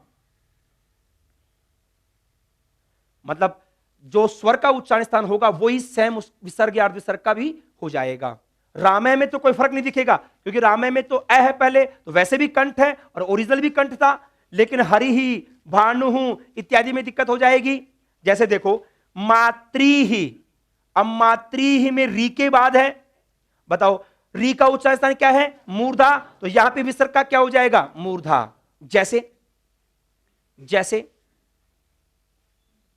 जैसे रामह को लिखने की आवश्यकता नहीं है, क्योंकि यहां पे कोई विशेष परिवर्तन नहीं हो रहा। हरि से लिखो आप, हरि ही, हरि ही, ठीक है। और इसके सामने डैश लगा के लिखेंगे। यहां विसर्ग का उच्चारण स्थान तालु होगा, यहां विसर्ग का उच्चारण स्थान तालु होगा। बताओ किसके अनुसार? ई के अनुसार, क्योंकि विसर्ग से पहले क्या आया था? ई आया था, ठीक है ना। यहीं पर नीचे ब्रैकेट बना लीजिएगा, ई के अनुसार। इसी में जो आपने लिखा ना, यहां विसर्ग का उच्चारण स्थान तालु होगा, यहीं पर नीचे ब्रैकेट बना लीजिएगा, ई के अनुसार। मतलब जैसा ई का उच्चारण स्थान था वैसे इसका भी क्या हो जाएगा? तालु, ई के अनुसार। हरि में ई है ना, ई के अनुसार। दूसरा लिखो भानु हूं, भानु हूं। अब बताओ इसमें क्या होगा? ऊ के अनुसार क्या होगा? ओष्ठ। सामने लिख लीजिएगा डैश लगा करके, विसर्ग का उच्चारण स्थान ओष्ठ, विसर्ग का उच्चारण स्थान ओष्ठ। ब्रैकेट में कर लो किसके अनुसार? ऊ के अनुसार, ऊ के अनुसार। और ये लिख लीजिएगा पहले मातृ ही, मातृ ही। अब ये किसके बाद में है? री के बाद में है ना, तो ऋतु रसायनाम मूर्धा, तो सामने के लीजिएगा विसर्ग का उच्चारण स्थान मूर्धा, मूर्धा। और ब्रैकेट में क्या कर लेंगे? री के अनुसार। जैसे ऋतु रसायनाम मूर्धा री का है, वैसे ही यहां पे विसर्ग का क्या हो गया? मूर्धा हो गया है, ठीक है। और ऐसे कर लीजिएगा रामयोः, एक ए ओ में से ले लेते हैं ये, रामयोः। अब बताओ इसमें क्या होगा? ओ का क्या है? ओ दो तो कंठोष्टम, तो इसमें कर लीजिएगा विसर्ग का उच्चारण स्थान कंठोष्टम, कंठोष्ट, कंठोष्ठ, विसर्ग का उच्चारण स्थान कंठोष्ठ, और ब्रैकेट में क्या कर लेंगे, ओ के अनुसार। तो ये तो विसर्ग के उदाहरण हो गए 4, तो और भी रख सकते हैं, जैसे हरे है, अब हरे में विसर्ग है ना, तो ए के अनुसार क्या हो जाएगा, कंठ तालु इत्यादि। अभी नीचे एक जीवामूली का उदाहरण ले लो और एक उपदमानीय का लिखो, हरि ही क्रीडति। जीवामूली उपदमानीय तो पक्का कि वाक्य प्रयोग ही आएगा, तभी तो हमें पता लगेगा कि आगे क है या ख या प या फ, इसलिए वाक्य प्रयोग पूरा दिया इसमें, हरि ही क्रीडति। बताओ ये जीवामूलीय है या उपदमानीय है, क्योंकि आगे क है तो इसको हम क्या कहेंगे, जीवामूलीय, और राम पठती में ये क्या है, उपदमानीय। तो पहले वाले लाइन के सामने लिख लीजिएगा, यहां जिह्वामूलीय का उच्चारण स्थान तालु है, यहां जिह्वामूलीय का उच्चारण स्थान तालु है, तालु है।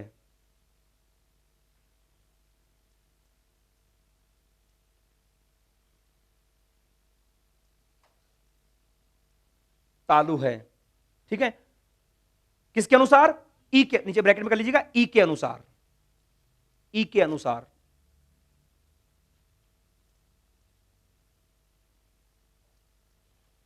और रामः पठति, रामः पठति, ऐसे ही अर्धविसर्ग वाला चिन्ह लगा लीजिएगा।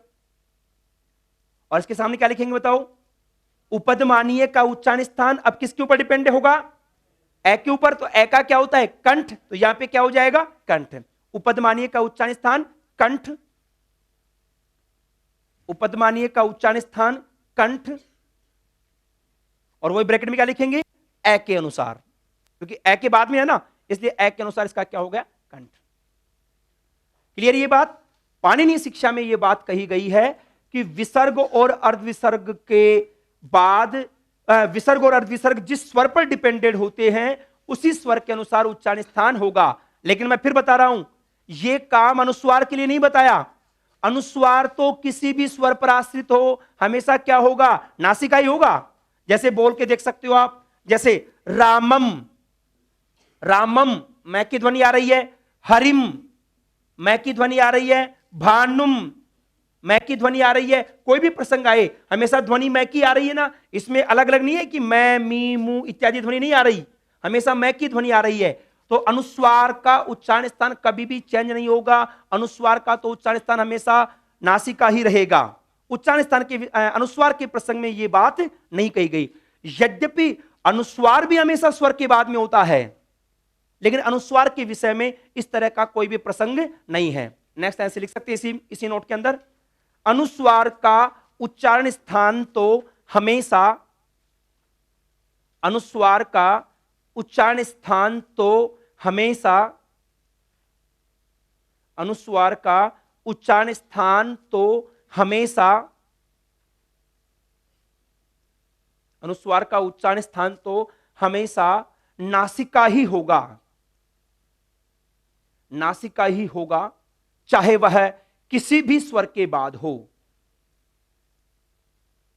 अनुस्वार का उच्चारण स्थान तो नासिका ही होगा, चाहे वो किसी भी स्वर के बाद हो, चाहे वो किसी भी स्वर के बाद हो। मतलब कोई सा भी स्वर आ जाए उसका उच्चारण स्थान आपको क्या रखना होगा, नासिका ही रखना होगा।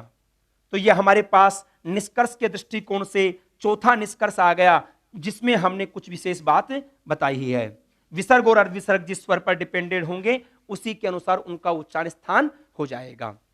अब एक अंतिम प्रसंग यहां पे नोट के दृष्टिकोण से मैं रख रहा हूं। देखिए, आपको हमने बताया है का उच्चारण स्थान क्या है, अकु विसर्जनीय नाम कंठ है। लेकिन सुनो, हलंत है के बाद या तो अंतस्थ वर्ण आ जाए। अंतस्थ में कौन कौन आता है बताओ, य व र ल। जैसे देखो मैं लिख रहा हूं आपको, भाई है के बाद में क्या आया, य। आह्वान है के बाद में क्या आया, व। है के बाद में य, है के बाद में व, आह्वानम है य व र। जैसे आपने लिखा ह्री, है के बाद में क्या है, र। और आह्लाद, देखो है के बाद में क्या आया, लय।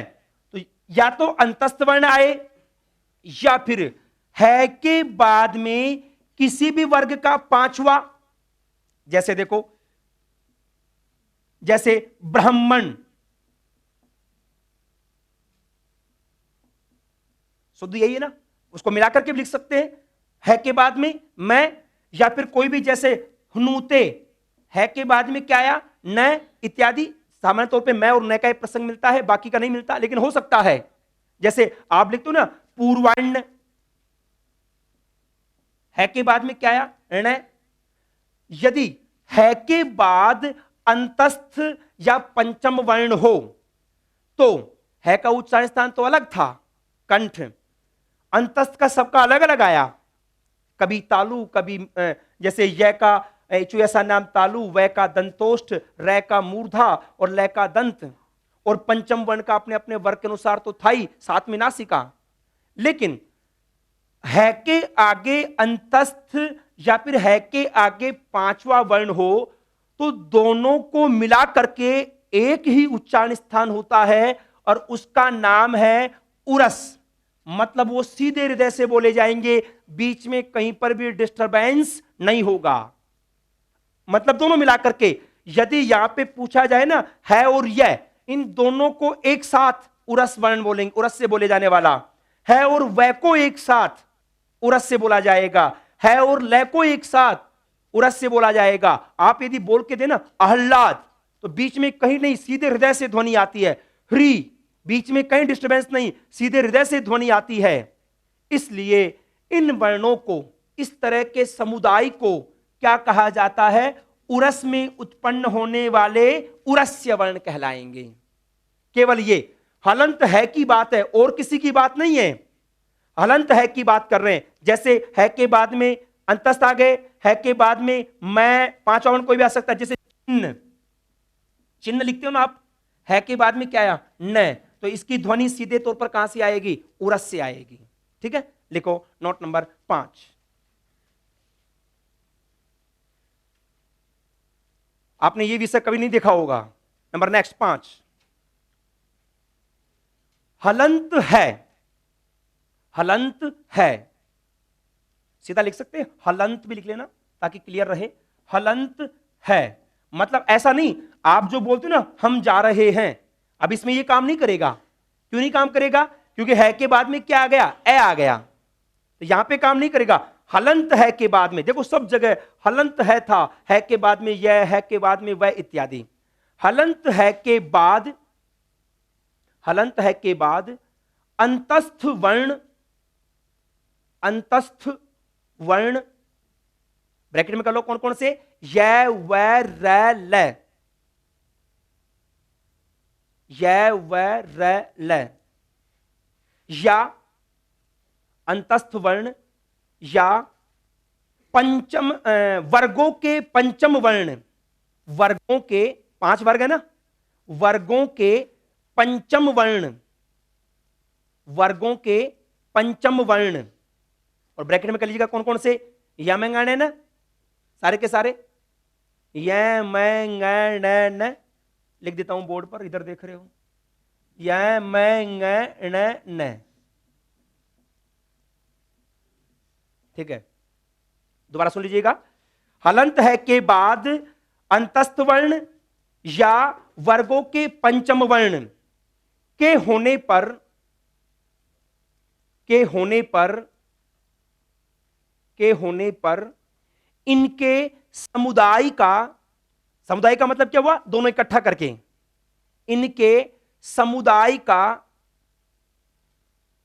किनके समुदाय का, है के बाद में या तो पंचम वर्ण या अंतस्थ वर्ण दोनों मिलाकर के एक समुदाय बन गया, एक ग्रुप बन गया। समुदाय का शाब्दिक अर्थ क्या हुआ, ग्रुप, दोनों एक साथ। अकेले है का पूछे तो कंठ है, अकेले यह का पूछे तो तालु है, लेकिन है और यह एक साथ समुदाय, इनके समुदाय का उच्चारण स्थान, उच्चारण स्थान उरस होगा। उरस, उरस का मतलब क्या हुआ, हृदय, ब्रैकेट में कर सकते हैं, उरस ब्रैकेट में कर लो हृदय, हृदय होगा, हृदय होगा। अतः, अतः ऐसे वर्णों को उरस्य वर्ण, उरस्य, उरस में उत्पन्न होने वाले क्या कहलाएंगे? उरस्य। ऐसे वर्णों को उरस्य वर्ण, ऐसे वर्णों को उरस्य वर्ण कहा जाता है। ऐसे वर्णों को उरस्य वर्ण कहा जाता है। उरस में उत्पन्न होने के कारण से इनको हम क्या कहेंगे? उरस्य वर्ण कहेंगे। ठीक है, जैसे जैसे सबका एक एक उदाहरण लिख लो ताकि क्लियर रहेगा।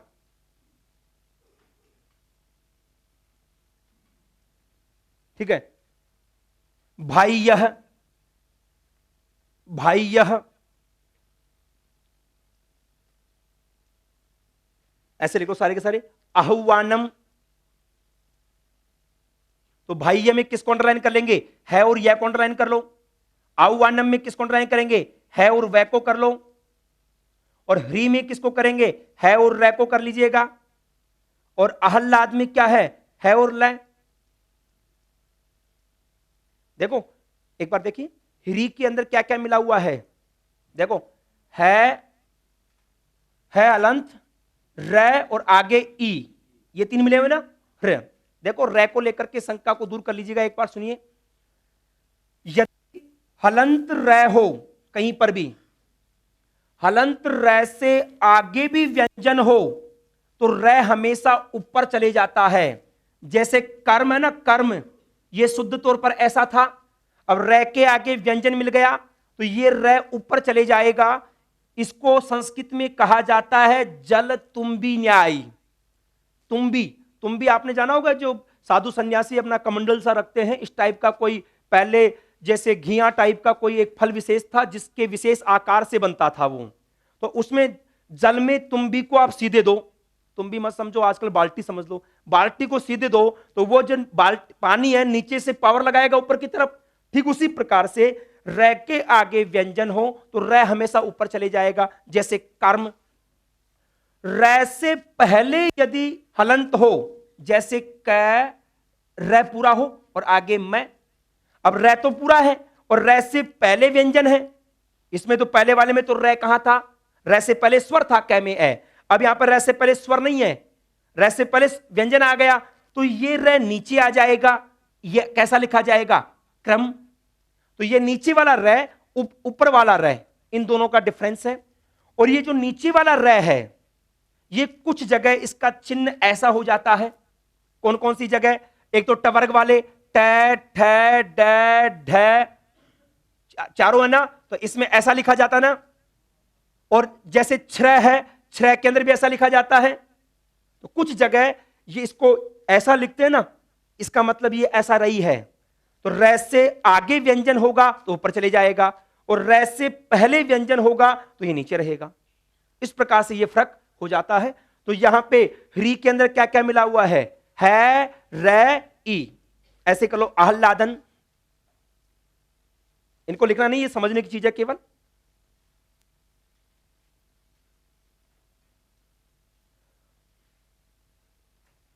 ठीक है, ये चार तो हो गए ये वाला के उदाहरण।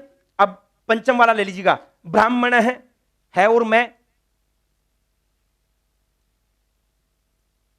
और पूर्वाण्ण, पूर्वाण्ण में है और न। और चिन्नम, चिन्नम में क्या हो गया? है और न, है और न। तो जहां जहां पर भी अंडरलाइन किया आपने, उसका मतलब क्या हो गया? इन सभी का उच्चारण स्थान क्या है? इन सभी का उच्चारण स्थान क्या है? उरस। और इनको हम क्या कहेंगे? उरस्य वर्ण कहेंगे। इसमें हमने मैं का उदाहरण ले लिया, मैं न का ले लिया, यह इत्यादि का उदाहरण कम ही देखने को मिलता है, इसलिए उनके प्रसंग को नहीं रख रहा मैं। ठीक है, तो ये हमारे पास पंचम नोट आया जो कि उच्चारण स्थानों से संबंधित था। तो कुल मिलाकर के हमने जो 11 पंक्तियां और 5 निष्कर्षों के माध्यम से हमने जो बात कही है उसको रखा है। अंत में मैं एक छोटा सा विषय और ले रहा हूं जो भी वर्णमाला से जुड़ा हुआ है, और वो पाणिनीय शिक्षा के अंदर विशेष बात कही गई है। जो ऊष्म वर्ण है, ऊष्म वर्णों की कुल मिलाकर के 8 गतियां मानी गई हैं। 8 गतियां, ऊष्म वर्ण की 8 गतियां मानी गई हैं। मतलब यह हुआ, जो आप विसर्ग संधि का काम करोगे ना, विसर्ग संधि के अंदर कुल मिलाकर के 8 प्रकार के काम देखने को मिलेंगे। उसी को पाणिनीय शिक्षा में 8 गतियां बताया है। कौन कौन से? विसर्ग, एक जिह्वामूलीय, एक उपदमानीय, मतलब दोनों प्रकार का क्या आ गया? अर्धविसर्ग आ गया। एक हो गया विसर्ग, एक जिह्वामूलीय, एक उपदमानीय, एक आपको तालव्य शय, विसर्ग के स्थान पे दिखाई देगा जिसे पुनश्चय, उसमें तालव्य शय। एक षटकोण वाला शय, जैसे निष्ठुर, वहां पे शय दिखाना, वो शय कौन सा माना जाएगा? मूर्धन्य शय। एक दंत्य शय, जैसे नमस्कार, वहां पे शय मिला। सर्पस सरती, सस्लेट वाला मिला। या फिर आपको रै, जैसे वायुर्वाती, विसर्ग के स्थान पे रै दिखाई दिया। हरि रवदत, आपको रै दिखाई दिया। 1 2 3 4 5 6 7 और एक आता है यहां पर जो जिह्वामूलीय उपदमानीय है, इनके साथ इनको आप एक जगह भी काउंट कर सकते हैं। 1 2 3 4 5 6 और एक आया ओ। ओ का मतलब होता है जो उत्तु संधि में आप ओ करते हो ना, जैसे मनस प्लस रथ है, मनोरथ है, तो ओ वाला काम। और एक आता है विवृति। विवृति का मतलब होता है विसर्ग का लोप करना। विसर्ग का लोप करना, जैसे आप निर प्लस रस है तो रै का लोप करके क्या बनाते हो? नीरस है बनाते हो ना। तो ये कुल मिलाकर के 8 प्रकार के काम आपको वहां देखने को मिलेंगे और इन्हीं को कहा गया है ऊष्म वर्णों की 8 गतियां। तो नोट नंबर 6 डाल लीजिएगा, क्योंकि वर्णमाला से जुड़ा हुआ पार्ट है। नंबर 6, नंबर 6, नंबर 6, पाणिनीय शिक्षा में, पाणिनीय शिक्षा में, पाणिनीय शिक्षा में ऊष्म वर्णों की, पाणिनीय शिक्षा में ऊष्म, ऊष्म में ऊ बड़ा है, ऊष्म वर्णों की 8 गतियां, 8 गतियां मानी गई हैं। 8 गतियां मानी गई हैं। अर्थात, अर्थात विसर्ग संधि के, विसर्ग संधि के कार्य में, विसर्ग संधि के कार्य में कुल 8 प्रकार के कार्य, कुल 8 प्रकार के कार्य, 8 प्रकार के कार्य होते हैं। नंबर 1, अब 8 प्रकार कौन कौन से हैं? नंबर 1 विसर्ग, या तो विसर्ग के स्थान पे विसर्ग भी दिखाई दे सकता है आपको, विसर्ग। नंबर 2 अर्ध विसर्ग, पहला लिखो विसर्ग, विसर्ग के ब्रैकेट में चिन्ह बना लीजिएगा विसर्ग का। नंबर 2 लिख लीजिएगा अर्ध विसर्ग, और अर्ध विसर्ग के ब्रैकेट में दोनों लिख लीजिएगा जिह्वामूलीय और उपदमानीय।